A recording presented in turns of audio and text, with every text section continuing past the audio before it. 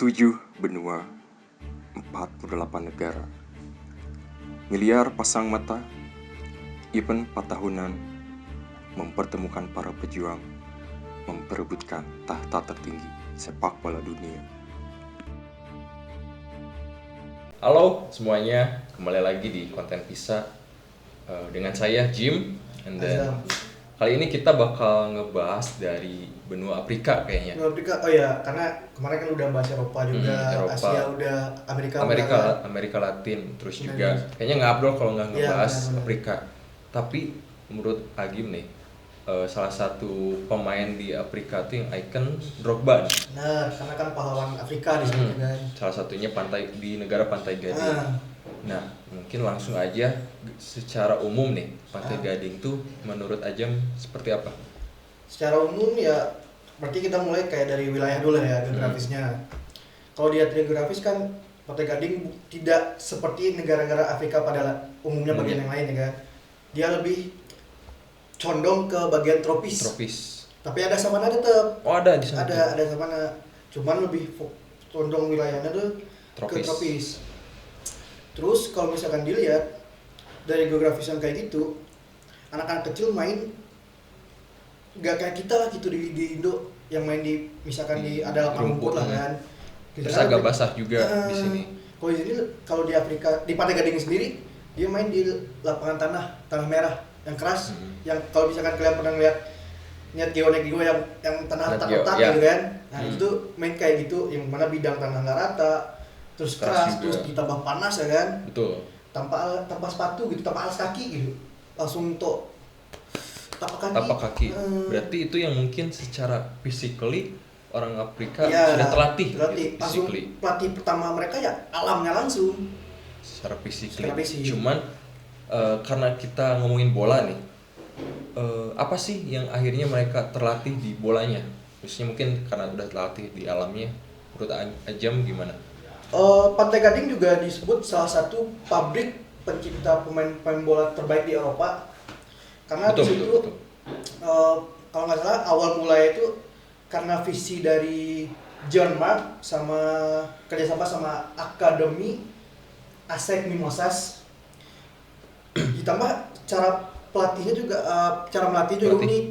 Kalau di Indo kan kita latihan KSB pakai sepatu, semua fasilitas ada lah. Sedangkan di sana dilatihnya kita dengan cara tanpa alas kaki, benar-benar alam lagi, kaki langsung, sama balik lagi ke alamnya tadi. Jadi dilatihnya dengan itu. Kalau nggak salah tujuannya itu untuk mempertajam teknik sama ke sensitivitas mereka tubuh mereka. Jadi udah terbiasa dengan bola yang bidang rata, nggak kan bidang rata, terus kalau misalkan bola datang bola liar gitu, entah kemana larinya nggak ketebak kan. Tapi mereka bisa kontrol dengan baik karena dilatih dengan si tapak kaki tadi, karena mempertajam teknik juga kan. Nah itu mungkin tambahan Agim nih. Ya mungkin Agim juga ngedenger di sana tuh Maracana. Nah Maracana itu kayak ibaratnya street ball khas Pantai Gading. Cuman mainnya 6 orang dan mungkin secara gambaran sesuai dengan apa yang Ajam tadi jelaskan, tanpa alas kaki. Pasti itu juga berpengaruh soal ekonominya juga. Cuman lebih dari itu melatih sensitivitas dan ya dilatih dengan alam juga akhirnya. Betul. Terus juga selain soal budaya nih, mungkin Agim bakal nambahin soal politik nih. Karena menurut Agim kental sekali politiknya. Apalagi tadi Ajam sebut pabrik pemain Eropa. Nah, karena yang Agim tahu nih, Pantai Gading tuh bisa disebut wilayah French West Africa. Itu tuh kolonial negara Prancis. Ada mungkin ada 11 negara. Salah satunya Pantai Gading, ada Senegal dan sebagainya. Itu pun kan pabrik Eropa juga kan, Senegal dan sebagainya. French West Africa ini istilahnya supremasi dari Pantai Gading ini. Secara bahasa pun nih, ya Pantai Gading tuh justru bahasa pemersatunya Prancis. Benar. Padahal nih di sana ada juga masyarakat adat kayak Kru, Hua, Gur dan Mande. Dan ada 60 bahasa, bayangin. 60 bahasa. 60 bahasa. Cuman nih 60 bahasa, guys. Apa namanya? Cuman nih Indonesia kan banyak bahasa, tapi dipersatukan oleh bahasa Indonesia. Ya, mirip-mirip berarti ya kan? Tapi bedanya di sana pemersatunya justru Prancis, karena itu tadi supremasi Prancisnya tuh kental sekali. Jadi mungkin Pantai Gading ini secara politik condong ke Prancis ini. Terus juga soal ekonomi juga di sana banyak petani-petani kopi. Jadi pada era presiden pertama namanya itu era Boigny itu 1960 sampai 93 tuh. Jadi awal merdeka sampai awal-awal 90-an tuh justru mungkin secara ekonomi cukup stabil. Cukup stabil karena itu tadi ekspor kokoa dan kopi. Itu tuh ke berbagai negara atau tuh fokusnya ke Prancis lagi? Maksudnya ke Prancis, karena itu tadi jajahan Prancis. Terus juga dan tanaman itu pun datang dari Eropa. Oh, berarti lahan pakai Pantai Gading. Betul. Bibit dari Prancis gitu. Jadi paham. Masyarakat di sana pun istilahnya ya tanam paksa lah jatuhnya. Oh, nggak dibayar? Bukan nggak dibayar, mungkin ya disuruh. Karena itu tadi di Eropa butuh sekali kopi dan kokoa. Terus juga ya era Boigny ini cukup stabil, terus juga masyarakat adatnya tuh dirangkul mungkin secara sosial politik cukup stabil. Nah, yang jadi masalah ini setelah era Boigny ini. Ada lagi masalah setelah penjajahan ini? Iya, jatuhnya ke etnopolitik nih, karena masyarakat adat ini khususnya di bagian utara Pantai Gading disebutnya bahkan isu Ivoirite itu istilahnya simpelnya mengkotak-kotakan masyarakat lah, khususnya masyarakat jadi adat. Jadi strata-strata gitu. Betul. Jadi masyarakat adat khususnya nggak dirangkul, akhirnya itu menjadi konflik sipil kepanjangan. Oh, jadi ada kelompok masing-masing jadi betul gitu. Akhirnya ada pemberontakan dan sebagainya, ya itu tadi tidak ada merangkul seperti era presiden pertama. Dan akhirnya pengaruhnya yaitu tadi secara politik nggak stabil. Akhirnya para masyarakat ini, apalagi dengan penjajahan kolonial Prancis, mereka kebanyakan orang-orang Pantai Gading ini pindah lah ke Eropa. Oh, makanya banyak pemain Eropa yang main di Prancis. Karena mungkin pemain Eropa, Pantai Gading yang main di Prancis. Betul. Karena mungkin itu tadi selama latihan aja mungkin orang Pantai Gading nggak lengkap seperti biasanya pakai sepatu dan sebagainya. Tapi mungkin mereka punya kesempatan di Prancis, yaitu tadi karena era kolonial ini membuka jalan ke Prancis atau Eropa khususnya. Akhirnya mereka migrasi lah ke Eropa. Karena konflik saudara lah ya. Karena menurut Ajam nih, pemain Pantai Gading yang sukses di Eropa siapa aja menurut Ajam? Ya kalau misalkan kita katakan ada akademi itu ASEC Mimosa kan. Dari ASEC Mimosa pun itu tuh udah muncul nama-nama besar lah gitu. Ada Torre bersaudara, Torre. Terus ada Solomon Kalau benar sama kalau Chelsea kan itu Chelsea. Yep. Chelsea kalau salah guys. Kalau salah komen aja guys. Terus ada Jervinho pemain Arsenal yang lagi tahu. Sama Dider Zakora. Kalau kalian tahu Dider Zakora itu pernah main di Liga Indo.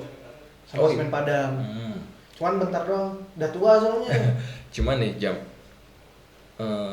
Nggak tahu ya yang tadi Ajam sebut itu dimulai dari mana, awal dari Eropanya? Itu tuh dari si akademi ASEC Mimosa tadi. Oh iya, mustahil. Baru dibawa ke Prancis. Prancis. Iya, sama kayak Didier Drogba kan mulai karirnya di Marseille. Di Lyon, apa Marseille? Marseille. Sebelum ke Mourinho. Oh iya, pokoknya di Prancis ingat kan? Di Prancis di Marseille. Baru dibawa ke Mourinho ke Chelsea. Iya. Nah, itu tadi yang tadi Ajum sebut kenapa mereka pindah kebanyakan dari ke Prancis nih, itu tadi jalannya ada di Prancis. Mereka buat merubah ekonomi keluarga dan lebih bisa bilang keamanan juga. Betul. Kan. Nah, fun fact nih, Jam.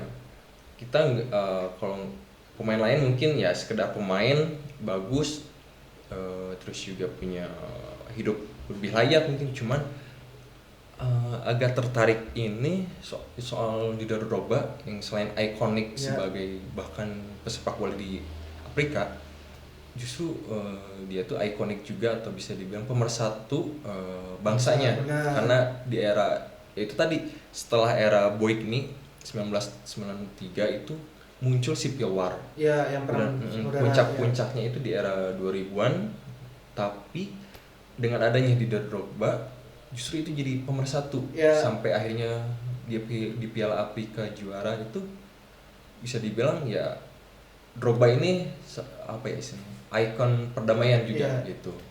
Kalau nggak salah itu tuh terjadi kalau mulai Civil War kan 2000 tadi udah dijelasin. Kalau nggak salah ya itu tuh ketika event mau Pildun 2006. Oh, bukan AFCON berarti. Itu juara dulu. Oh, juara dulu. Kan ada event tuh buat Pildun. Itu kan masih perang tuh. Kalau nggak salah berhentinya itu kalau nggak salah di tahun 2005 itu tuh ketika kualifikasi betul. Buat si Pildun 2006 yang dimana Pantai Gading lolos. Betul. Jadi dimana Drogba dan timnya kayak minta inilah berhenti lah gitu perang gitu. Ya. Yang jadi satu gitu dari yang dari perang antara wilayah utara sama selatan jadi nyatu karena lolos Pildun ini gitu. Nah itu tadi kayaknya apa ya khususnya di negara Afrika ini kalau nggak ngebahas politiknya agak ini ya karena yang Agim tahu nih kental sekali politiknya. Tapi selain itu juga secara basically pemain Afrika ini yaitu tadi yang tadi sebut Ajam itu secara geografis dan sebagainya itu terlatih oleh alam dan ya secara antropolog mereka bisa dibilang terkuat lah bisa bilang salah satu lah ya. Ya salah satu terkuat khususnya untuk olahraga khususnya mungkin karena di sepak bola ini punya kans untuk memperbaiki ekonomi makanya mungkin kebanyakan pemain-pemain Afrika ini jadi pemain bola gitu. Nah,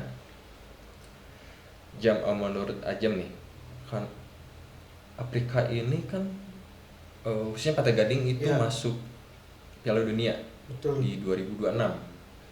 Nah, menurut Ajam sejauh mana nih nanti Pantai Gading chance-nya di Piala Dunia event ini?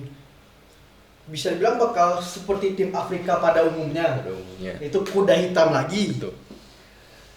Apa kamu? Bakal jadi kuda hitam lagi karena ada juga salah satu budaya lokal ya di Pantai Gading yang dinamakan dengan Les Elpan atau bisa dibilang spiritnya gajah. Karena di sana tuh gajah dilambangkan sebagai punya kekokohan, kekuatan. Terus kuat juga, memori yang kuat segala macam lah gitu kan, cerdik juga. Bisa dilihat dari pemain-pemain Pantai Gading sendiri yang dimana dia punya fisik kuat, agresif yang liar lah gitu kayak gajah misalkan.